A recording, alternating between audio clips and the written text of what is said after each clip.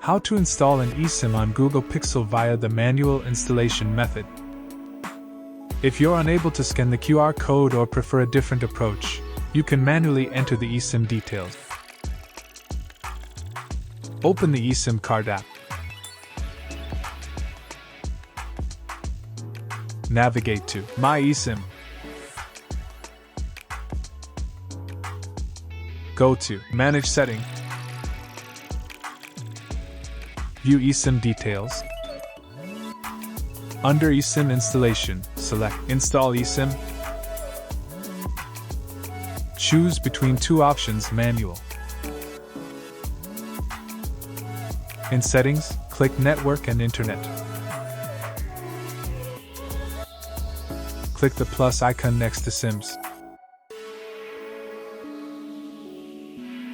Click on Add More next to plus icon.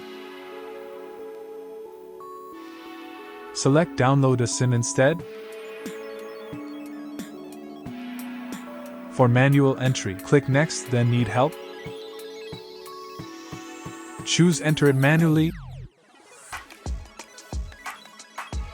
Copy the manual entry code from the eSIMCard app. Paste the manual entry code here.